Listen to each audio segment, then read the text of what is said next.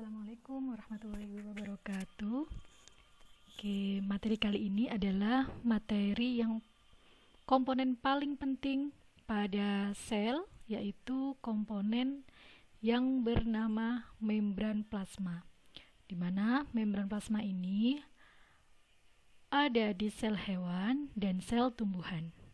Nah, gambar ini menunjukkan bahwa sel hewan bagian yang paling luar yaitu membran plasma. Nah, ini ditunjukkan dengan warna putih. Jadi, sel hewan itu pelindung utamanya adalah membran plasma. Nah, bagaimana dengan sel tumbuhan?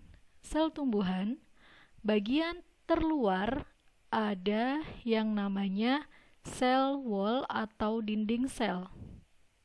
Kemudian, di dalam dinding sel baru terdapat plasma membran atau membran plasma.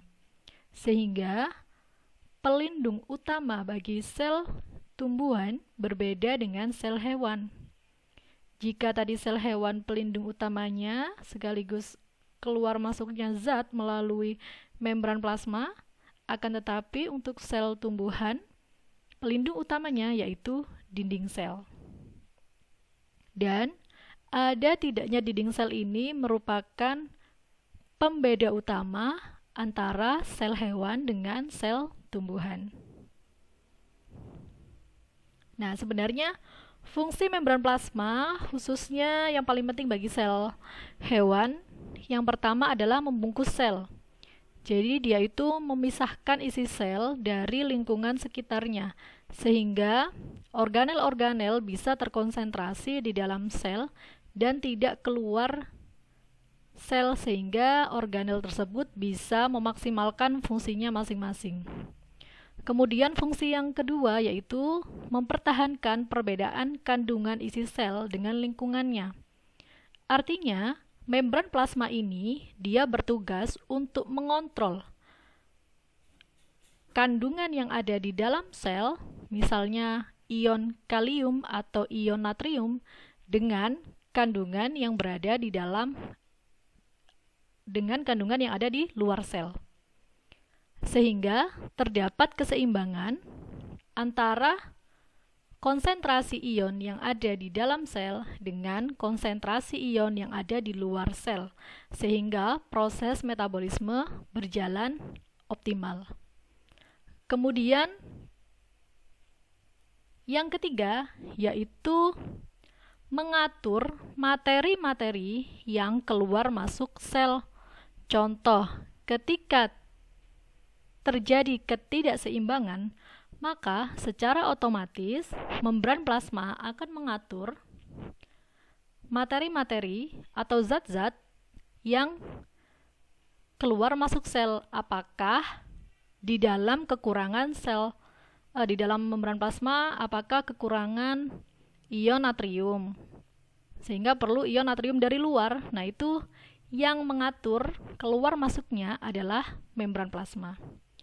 Kemudian fungsi yang terakhir adalah menerima stimulus dari luar dan memberi respon, sehingga dapat dikatakan membran plasma ini merupakan komponen yang pertama kali menerima rangsang atau stimulus sehingga nanti akan diteruskan ke organel-organel sel di dalamnya.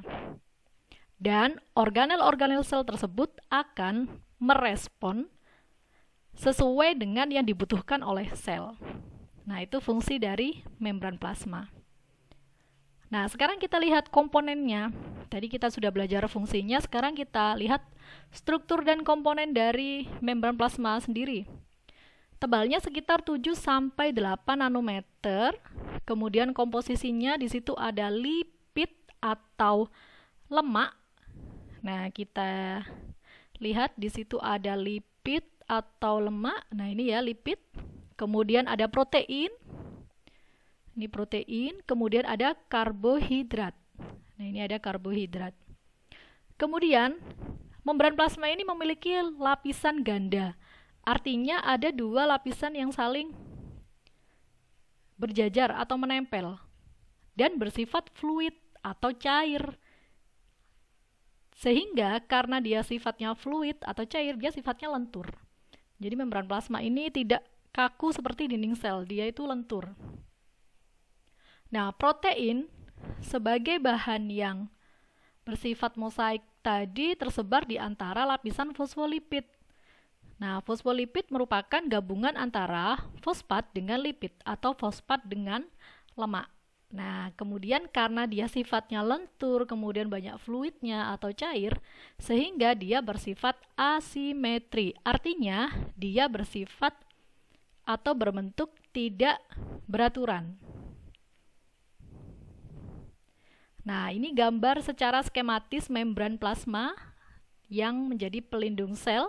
Kita lihat di sini ada yang namanya glikoprotein. Nah, glikoprotein dia seperti batu yang menempel, kemudian ada bentukan mirip antena. Nah, ini jika protein yang hanya menempel di permukaan membran plasma, maka dia namanya protein perifer. Nah, kita lihat protein perifer, contohnya ini ya, glikoprotein.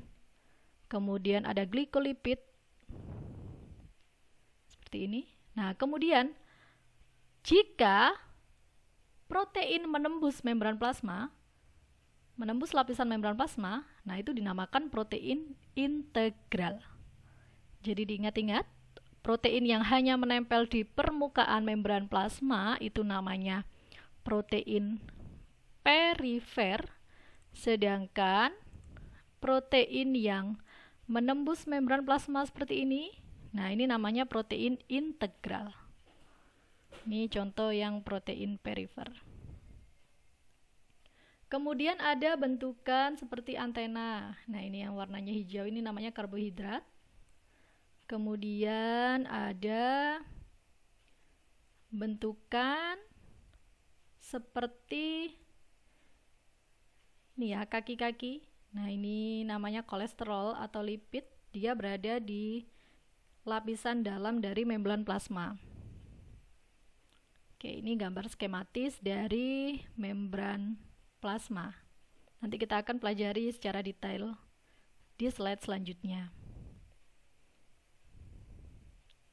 Oke, kita lihat ini kita belajar tentang lipid membran atau penyusun membran plasma yang terdiri dari lemak. Komponen dari lipid yaitu fosfolipid, artinya lemak yang bergabung dengan fosfat. Kemudian kolesterol dan glikolipid. Glikolipid, lipid yang bergabung dengan gliko atau glukosa. Dia bersifat amfipatik, artinya setiap molekul memiliki dua kutub yang sifatnya berbeda, yaitu hidrofobik dan hidrofilik. Kalian harus ingat bahwa di sini ada kata hidro. Hidro itu artinya air. Sedangkan fobik itu berasal dari kata fobia, artinya takut. Nah, sehingga molekul yang bersifat hidrofobik, dia berarti takut air. Nah, karena membran plasma ini dia sebagai pelindung, sehingga dari dalam itu kan ada sitoplasma, di mana sitoplasma ini terdiri dari air.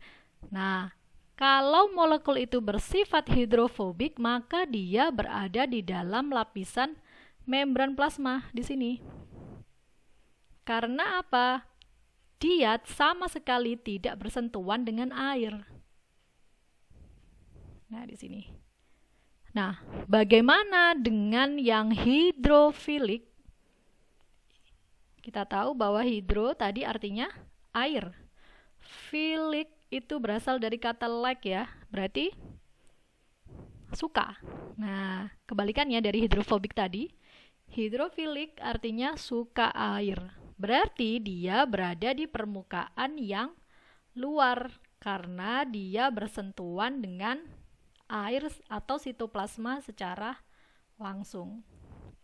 Sehingga dapat disimpulkan bahwa bagian yang bersifat hidrofobik itu adalah kolesterol. Sedangkan bagian yang bersifat Hidrofilik itu adalah fosfat dan gliserol.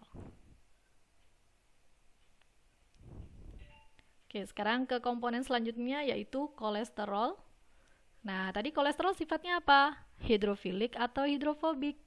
Nah, kita lihat kolesterol berada di dalam lapisan membran plasma sehingga dia tidak bersentuhan dengan air, maka dia bersifat hidrofobik, fobia terhadap air. Nah, fungsi utama dari kolesterol adalah menambah stabilitas dari membran. Artinya stabilitas itu sifatnya stabil. Membrannya itu berfungsi secara stabil dan dia mengurangi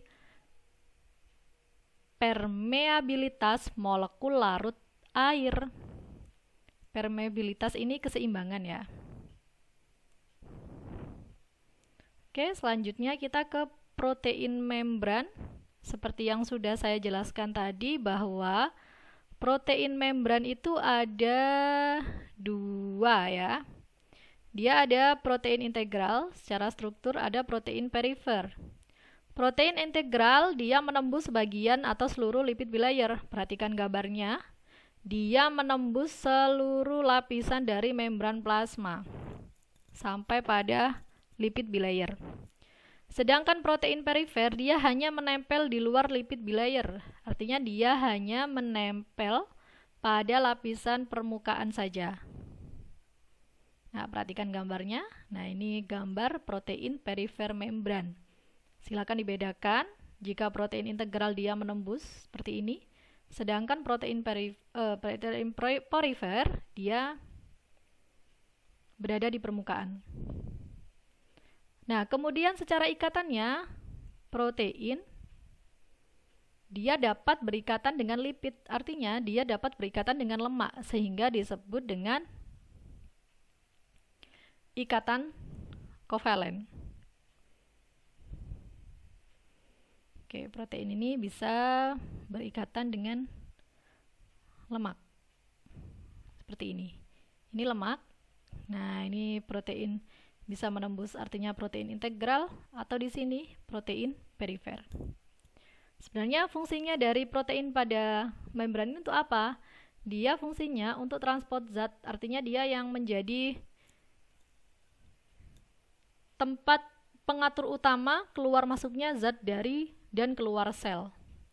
Kemudian dia juga bersifat sebagai reseptor, artinya dia yang pertama kali menerima rangsang dari luar sel, sehingga dia yang akan meneruskan rangsang tersebut ke dalam sel. Kemudian dia juga sebagai penghubung antar sel dan perlekatan ke sitoskeleton. Sitoskeleton ini tulang-tulangnya sel, nanti kita bahas di organel sel. Nah, sekarang kita ke komponen selanjutnya yaitu karbohidrat membran. Apa sih fungsinya karbohidrat membran ini? Dia berfungsi untuk pengenalan sel dengan sel. Jadi dia yang membawa sinyal. Misal di situ ada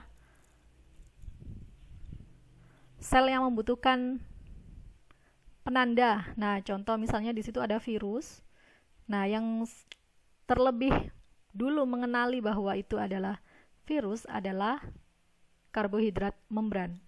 Sehingga dia bisa memberikan respon dan meneruskan respon tersebut ke organel-organel sel yang lain.